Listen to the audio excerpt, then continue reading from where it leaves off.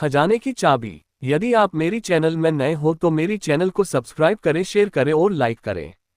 धन्यवाद। रामेश्वर जी एक छोटे से शहर में एक सरकारी दफ्तर में क्लर्क थे। एकदम ईमानदार, कर्मठ और उसूलों के पक्के। दफ्तर के बाकी कर्मचारी घूसखोर, लालची किस्म के थे। हर काम के लिए आने वाले से रिश्वत लेते थे। रामेश्वर जी के घर में उनकी पत्नी सुधा और उनके 2 पुत्र थे, अविनाश और सौरभ। दोनों पढ़ने में बहुत तेज थे। रामेश्वर जी उन्हें पढ़ा लिखाकर अफसर बनाना चाहते थे, इसलिए दफ्तर से घर आते ही दोनों को पढ़ाने बैठ जाते थे।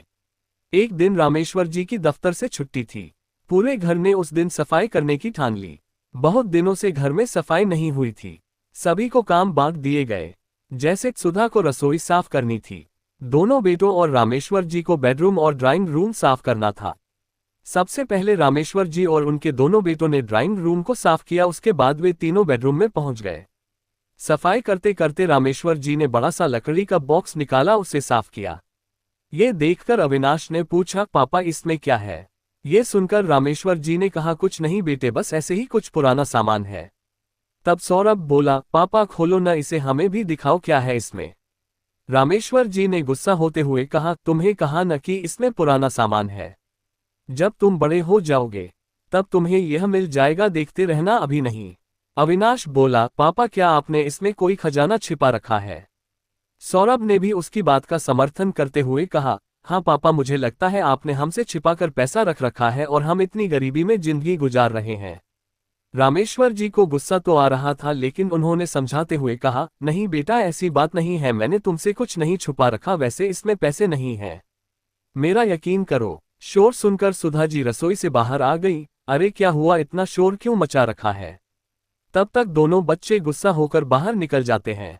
सुधा जी के पूछने पर रामेश्वर जी उन्हें बक्से के बारे में बताते हैं।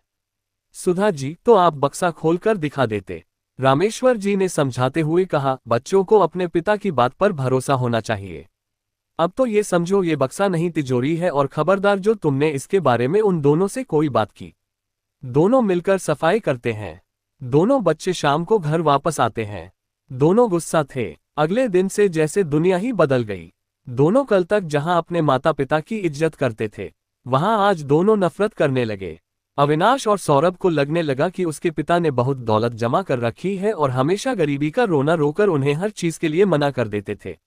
वे बेचारे ये सोचकर कि पापा ईमानदार हैं, रिश्वत नहीं लेते, लेकिन उनके पापा ने तो बहुत पैसा दबा कर रख रखा है।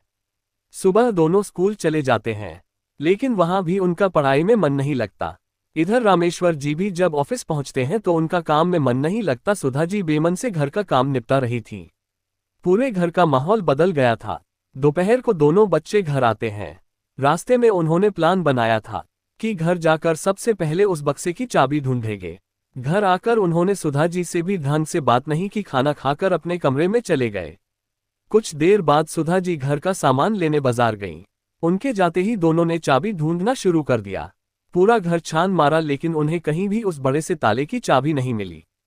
फिर सौरभ ने एक हथौड़ी लेकर ताला तोड़ना शुरू कर दिया, लेकिन पुराने जमाने का ताला था जो कि बहुत मजबूत था, वह टस से मजना हुआ। दोनों थक हार कर बैठ गए और मम्मी के आने से पहले सब कुछ पहले जैसा कर दिया। शाम को रामेश्वर जी आए। वे बच्चों को पढ़ाने बैठे, लेकिन दोनों ने पढ़ने से मना कर दिया। रामेश्वर जी ने सोचा बच्चे नाराज हैं, कुछ दिनों में मान जाएंगे। इसी तरह कुछ समय बीत गया, लेकिन दोनों बच्चों का गुस्सा कम होने के बजाय बढ़ता ही जा रहा था। अब वे दोनों नए कपड़ों, खिलौनों के लिए जिद करने लगे। मना करने पर वह अपने माता पिता को उल्टा सीधा सुनाने लगे थे। उनकी नज़र में माता पिता की कोई इज्जत नहीं रह गई थी। रामेश्वर जी इस बात से बहुत दुखी थे। एक दिन जब अविनाश और सौरभ सो रहे थे, तब रामेश्वर जी अपनी पत्नी सुधा के साथ घर छोड़कर चले गए। जब दोनों उठे तो देखा मेज पर एक चिट्ठी रखी है। उस पर एक बड़ी सी चाबी रखी थी। सौरभ ने लपक कर चाबी उठा ली। अविनाश बोला, पढ़ जरा चिट्ठी में क्या लिखा है। सौरभ ने पढ़ना शुरू किया, बेटा अविनाश और सौरभ, तुम्हें लगता है मैंने खजाना छिपा रखा है, इसलिए आज ये खजाना मैं तुम्हें सौंपकर जा रहा हूँ। हम दोनों ये घर और खजाना तुम्हें देकर जा रहे हैं। तुम दोनों हमेशा खुश रहना। ये पढ़कर दोनों के होश उड़ गए। अविनाश, ये हमसे बहुत बड़ी गलती हो गई, अगर पापा कुछ जोड़ रहे थे तो काम तो हमारे ही आता। सौरभ बोला, भैया चलो एक बार देख ही लेते हैं कितना बड़ा खजाना है। दोनों जल्दी से बॉक्स खोलते हैं तो देखते हैं उसमें एक डायरी रखी थी। दोनों उसे निकालकर पढ़ते हैं तो उसमें उनके दादाजी ने रामेश्वर जी के लिए कुछ लिखा था। बेटा रामेश्वर, ये बातें अपने जीवन में उतारना, तुम्हारा जीवन खुशियों से भर जाएगा। 1. कभी झूठ मत बोलना। 2. कभी बेईमानी नहीं करना। 3.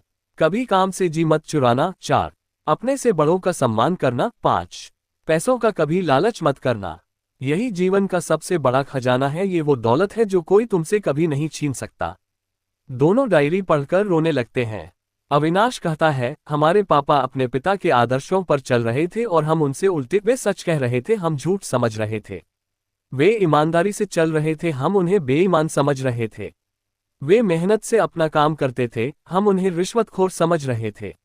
उन्होंने कभी पैसों का लालच नहीं किया, लेकिन हम इतने लालची हैं कि पैसों के लिए माता पिता को खो दिया। वे अपने से बड़ों का सम्मान करते थे, हमने उनका कितना अपमान किया कि वे घर छोड़कर चले गए।